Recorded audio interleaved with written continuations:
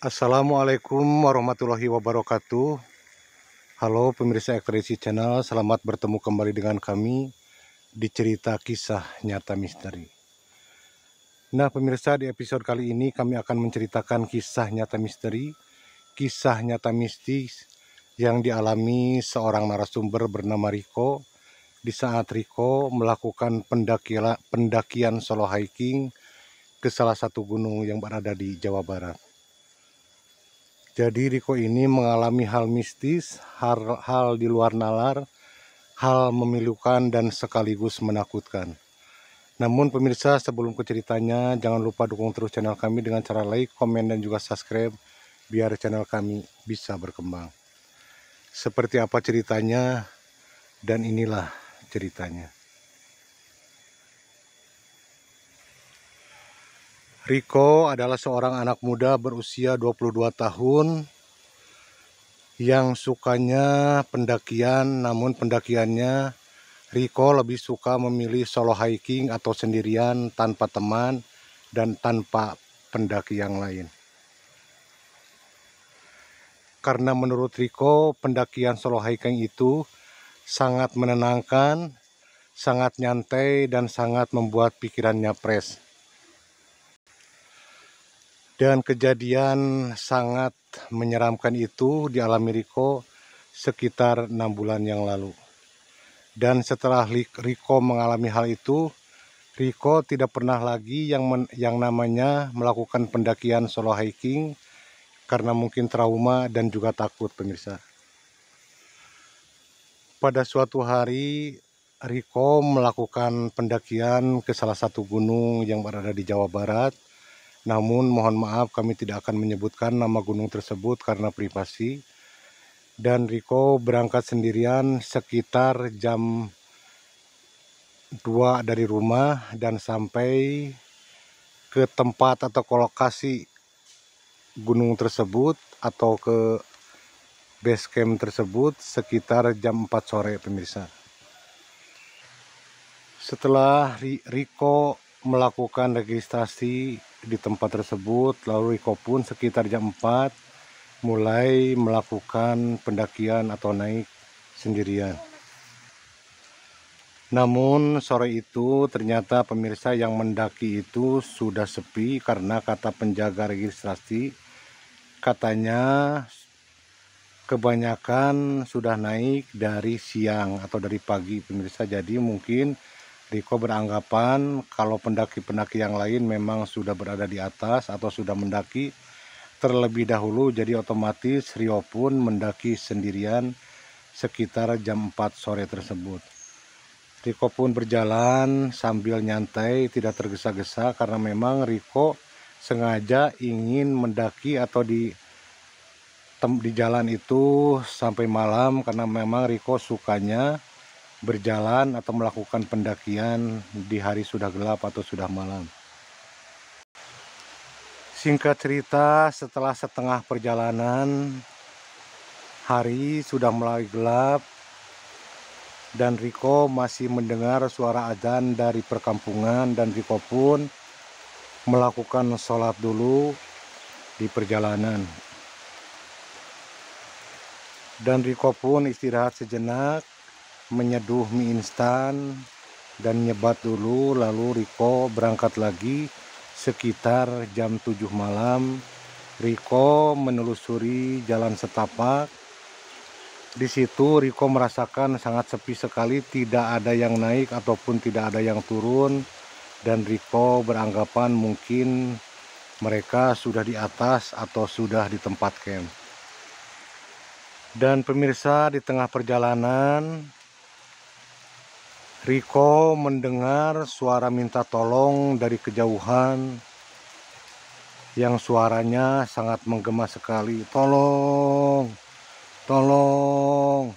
Dan suara minta tolong itu adalah suara laki-laki pemirsa. Di situ Riko mengarahkan headlampnya ke setiap arah dan memang di situ tidak ada siapa-siapa.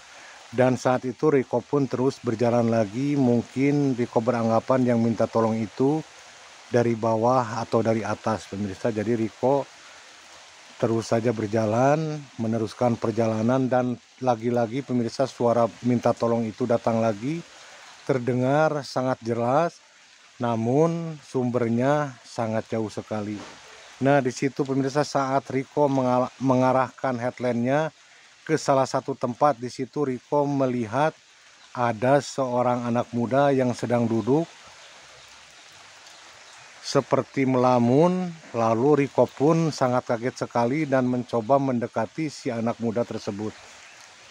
Lalu Riko mencoba mendekati si anak muda tersebut yang memakai jaket biru, celana pendek selutut berwarna hitam, memakai sal merah yang dililitkan di kepala, namun tidak memakai headlamp atau senter pemirsa. Nah, di situ Riko mencoba bertanya kepada si anak muda tersebut, "Kamu mau naik atau mau turun?" Terus si anak muda tersebut menjawab mau naik, dan lalu nunduk lagi pemirsa. Dan yang anehnya, anak muda tersebut seperti kecapean, mungkin kelaparan atau mungkin hipo pemirsa, karena wajahnya sangat pucat sekali, terlihat sangat dingin sekali. Lalu Riko terus mencoba bertanya, "Kamu dari mana?" Si anak muda tersebut mengatakan dari Bandung, "Dan nama kamu siapa?" Terus si anak muda tersebut menjawab, nama saya Sandy, Kak." Nah pemirsa, jadi si anak muda tersebut bernama Sandy, berasal dari Bandung, usianya diperkirakan sekitar 19 tahun, kata Riko. Terus Riko menawarkan kepada Sandy, kalau memang mau naik, ayo kita bareng naik. Terus, "Kenapa kamu tidak bawa headlamp?" Si anak muda, si Sandy tersebut menjawab, "Headlamp saya jatuh," kata si Sandy tersebut. Dan akhirnya Riko pun mengajak Sandy untuk naik bareng ke gunung tersebut. Di perjalanan Sandy disuruh di depan, tetap tidak mau. Jadi Sandy itu tetap berada di belakang Riko, sedangkan Sandy sendiri tidak memakai penerangan atau headlamp pemirsa. Namun Sandy beralasan, "Tidak apa-apa, silahkan kakak di depan, saya di belakang karena jalanan masih bisa saya lihat," itu kata Sandy. Dan akhirnya mereka pun terus berjalan, dan lalu di tengah perjalanan pun mereka istirahat karena memang Riko sangat haus sekali. Dan Riko mencoba membuka air mineral sambil duduk dan menawarkan si air mineral tersebut kepada si Sandy. Namun lagi-lagi si Sandy menolak pemberian air mineral dari Riko tersebut. Dan yang anehnya pemirsa, si Sandy itu tiap duduk pasti dia menunduk, tidak pernah melihat ke sekeliling atau tidak pernah menatap ke arah Riko, namun tetap seperti menunduk, seperti kebingungan pemirsa. Lalu mereka pun berjalan kembali dengan posisi yang sama, Riko di depan, si Sandy berada di belakang Riko. Dan yang lebih anehnya pemirsa, menurut Riko katanya, di saat perjalanan atau sepanjang perjalanan, Riko tidak pernah mendengar yang namanya jejak kaki si Sandy, yang biasanya kalau di gunung banyak daun-daun kering sehingga kalau dipijak pasti akan terdengar suara dari daun-daun tersebut. Namun Riko sepanjang perjalanan tidak mendengar sama sekali yang namanya pijakan kaki si Sandy. Di situ Riko merasa penasaran dan mencoba melihat ke arah Sandy dan mengarahkan headlamp-nya ke kakinya, karena Riko beranggapan jangan-jangan ini bukan manusia. Lalu Riko sengaja mengarahkan headlamp-nya ke kaki si Sandy, tapi ternyata memang si Sandy berjalan, namun tidak terdengar suara pijakan kakinya. Lalu Riko pun menepis semua pikiran anehnya dan terus berjalan lagi. Dan sekitar 1 jam perjalanan, tiba-tiba si Sandy meminta istirahat kepada Riko, "Kak, boleh istirahat sebentar, Kak?" Terus si Riko pun mengiyakan, "Iya boleh, kalau kamu capek ayo istirahat dulu."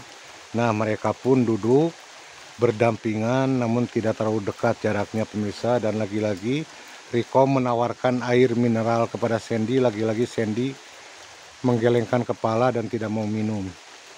Nah, di situ Sandy berkata kepada Riko, "Kak, boleh titip pesan gak, Kak?" "Titip pesan apaan, Dek?" kata si Riko.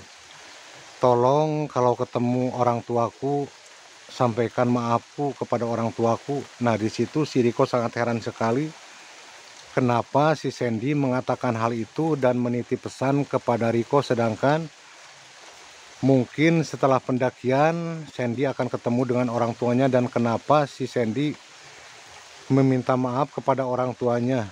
Di situ Riko bertanya, "Emangnya kenapa dengan orang tua kamu?"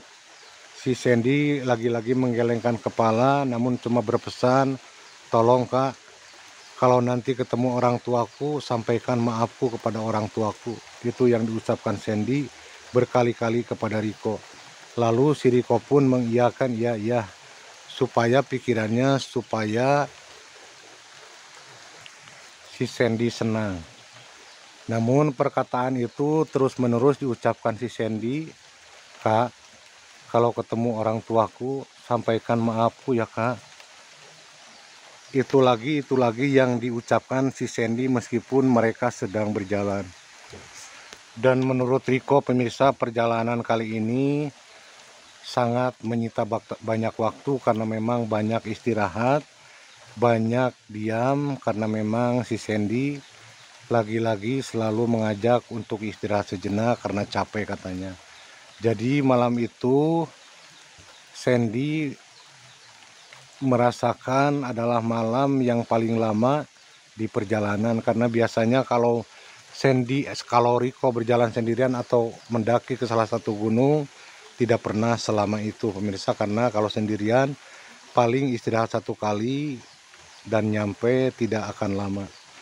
Nah, pemirsa, mereka pun terus berjalan, Sandy pun terus berjalan, dan dari atas Riko melihat ada cahaya headland sekitar 3 headland, dan Riko beranggapan pasti itu adalah pendaki yang akan turun, dan ternyata pemirsa setelah dekat benar-benar itu adalah pendaki yang memang akan turun.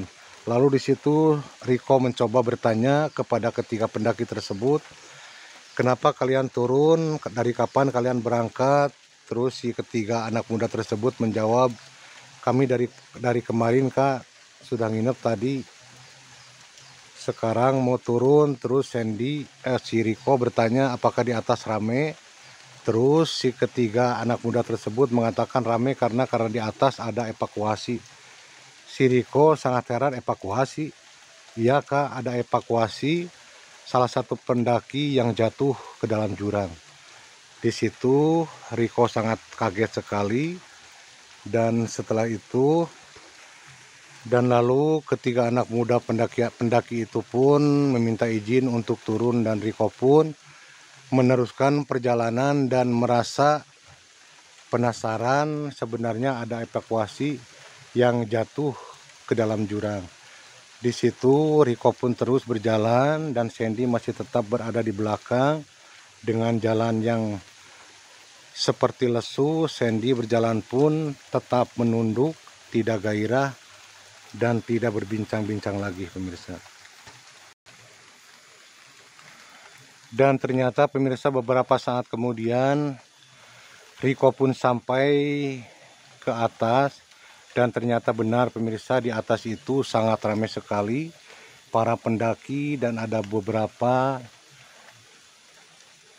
warga dan juga ada beberapa tim SAR juga, pemirsa, dan ternyata benar di situ sedang melakukan evakuasi salah satu pendaki yang jatuh ke dalam jurang. Lalu Riko mencoba bertanya-tanya kepada pendaki lain yang memang sedang banyak berkumpul di situ, bertanya kronologis kejadiannya. Dan ternyata, pemirsa, yang jatuh ke jurang itu hanya 1 orang dari 4 pendaki lain, di mana katanya si pendaki yang jatuh ke jurang itu habis atau mabuk, pemirsa, karena membawa minuman atau minuman beralkohol yang dibawa ke salah satu gunung tersebut, meminum di atas gunung dan mungkin sempoyongan sehingga si orang ini atau si pendaki ini jatuh ke dalam jurang dan dibantu tim SAR untuk evakuasi karena malam itu memang ada beberapa orang tim SAR. Lalu setelah itu alhamdulillahnya tim SAR berhasil membawa atau menarik si pendaki yang jatuh ke jurang itu, dan lalu setelah proses evakuasi berhasil, si jenazah yang diperkirakan yang dikatakan memang sudah tidak bernyawa atau sudah meninggal dunia lalu dibawa ke bawah. Namun Riko penasaran sekali ingin melihat si sosok yang jatuh ke jurang itu, namun tim SAR melarang untuk dilihat dan langsung dibawa turun. Nah, di situ pemirsa, Riko pun tidak meneruskan niatnya untuk ngecamp di gunung tersebut, namun ikut turun juga pemirsa dengan para pendaki-pendaki lain karena memang di situ tidak diperbolehkan untuk ngecamp karena habis ada yang namanya tragedi atau kecelakaan. Jadi semuanya turun. Di situ Riko pun ikut turun sambil mengiring si jenazah yang dibawa oleh tim SAR. Nah pemirsa, saat Riko berjalan, tiba-tiba Riko ingat kembali kepada Sandy dan di situ Riko mencari-cari ke belakang, ke samping, dan ke setiap arah. Ternyata Sandy sudah tidak ada, Sandy tidak dilihat lagi, dan Riko beranggapan mungkin Sandy sudah turun ikut dengan rombongan yang lain bersama jenazah yang tadi. Sesampainya di bawah pemirsa, di bawah sudah ada banyak polisi, sudah ada beberapa warga, bahkan hampir banyak. Dan di situ Riko melihat seorang ibu-ibu yang sedang menangis histeris. Lalu Riko mencoba mendekati si ibu-ibu yang sedang menangis tersebut. Lalu Riko mencoba bertanya, "Ibu siapanya, Bu?" Terus si ibu-ibu tersebut bilang kalau dia adalah ibunya salah satu pendaki yang meninggal dunia karena terjatuh ke jurang. Terus di situ Riko ingat dan kembali bertanya kepada si ibu tersebut. Si Riko bertanya, "Bu, namanya anak ibu itu siapa, Bu?" Terus si ibu tersebut menjawab, "Nama anakku adalah Sandy." Nah, di situ Riko sangat heran sekali, sangat kaget sekali. Jadi yang selama ini berjalan dengan Riko itu di pendakian adalah Sandy, si pendaki yang meninggal atau yang jatuh ke jurang. Terus karena penasaran, si Riko bertanya lagi kepada si ibu tersebut, "Benarkah anak ibu yang memakai jaket warna biru?" "Iya," kata si ibu. "Memakai sal merah yang diikat di kepala?" "Iya." "Memakai celana pendek berwarna hitam?" "Iya." Nah, di situ Riko mulai yakin kalau si Sandy yang malam itu berjalan bersamanya adalah arwah dari korban yang meninggal yang jatuh ke jurang. Dan pemirsa, saat orang tuanya Sandy akan melihat jenazah yang memang sudah memakai plastik, orang tuanya Sandy atau keluarga Sandy meminta kepada tim SAR dan polisi untuk membuka plastik tersebut, dan ternyata benar pemirsa. Saat Riko melihat, dialah atau Sandy adalah yang semalaman berjalan bersama Riko mendaki ke gunung tersebut. Di situ Riko sangat heran sekali dengan kejadian itu. Lalu Riko berkata lagi kepada ibunya, "Bu, Ibu boleh percaya boleh tidak, Bu. Semalam aku mendaki ditemani anak ibu atau ditemani arwah anak ibu, Bu. Dan Sandy berpesan kepada kami, Bu, tolong sampaikan maaf kepada orang tuaku." Itu kata Sandy, Bu, yang diucapkan Sandy agar aku mengucapkan hal ini kepada ibu atau menyampaikan pesan ini kepada ibu. Nah, otomatis si ibu tersebut menangis semakin menjerit-jerit karena memang katanya saat mau pendakian atau mau mendaki, ibunya itu melarang Sandy untuk mendaki, pemirsa. Namun Sandy tidak menggubris larangan dari ibunya tersebut. Nah, di situ akhirnya Riko pun meneteskan air mata, katanya karena sedih melihat orang tua Sandy atau ibunya Sandy menangis sangat histeris sekali karena kehilangan anak satu-satunya yang bernama Sandy, pemirsa. Nah, pemirsa, itulah kisah yang dialami Riko yang sangat atau benar-benar memilukan dan sangat membuat aneh, pemirsa, karena selama perjalanan Riko berjalan atau mendaki bersama seorang arwah dari korban jatuhnya ke dalam jurang, pemirsa.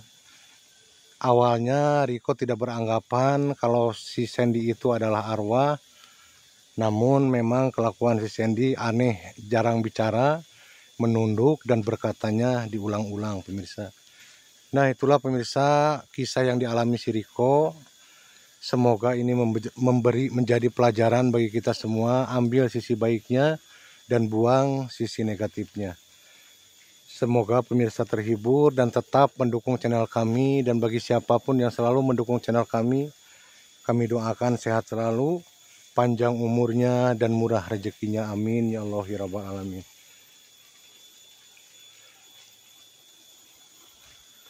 Sampai bertemu kembali pemirsa di kisah nyata berikutnya, karena yang kami ceritakan nyata bukan rekayasa. Wassalamualaikum warahmatullahi wabarakatuh.